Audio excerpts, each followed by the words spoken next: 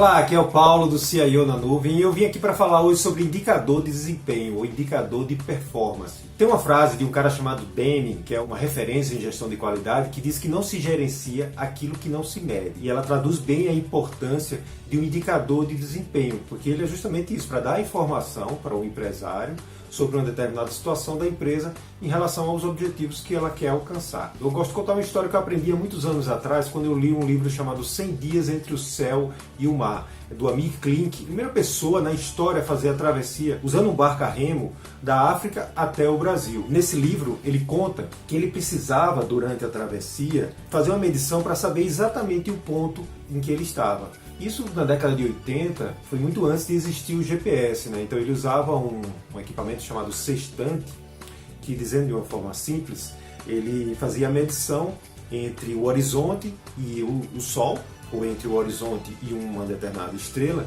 e com aquele grau ali que o equipamento media, ele fazia alguns cálculos e ele sabia exatamente a localização, latitude e longitude.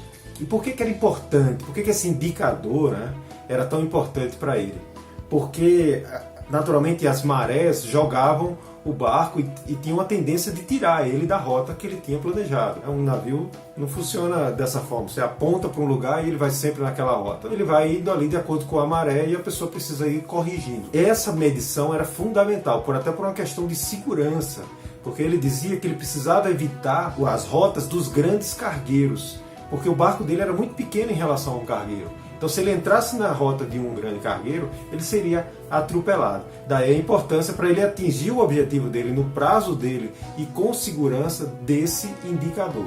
E aí isso ilustra bem, e a gente pode até fazer um paralelo aí para as nossas empresas, se a gente se vê também a nossa empresa como um barco, onde nós estamos navegando ali em direção ao próximo porto, né, que é o nosso próximo objetivo, a gente está também sujeito a correntes, a marés, a mudanças internas da nossa equipe que possam causar alguma dificuldade, e a gente precisa estar medindo isso para o tempo todo estar fazendo essas correções. E vamos então aos 5 indicadores de desempenho essenciais para o sucesso do seu escritório contábil. O primeiro deles é o indicador de satisfação de clientes. Os seus clientes são o seu maior ativo, então é fundamental que você meça e avalie a satisfação de todos os seus clientes pelo menos uma vez por ano.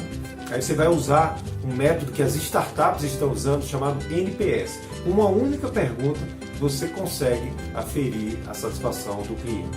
O segundo indicador é o indicador de ticket médio. Esse é bem fácil, você vai somar quanto você cobra de cada cliente, dividir pelo número de clientes, você vai ter o seu preço médio.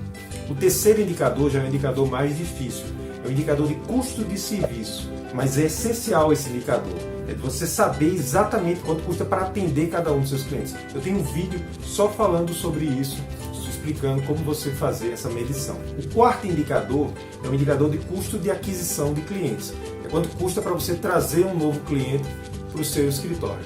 E o quinto indicador é um indicador estratégico, ele não é um indicador específico, mas você precisa pelo menos ter um indicador estratégico.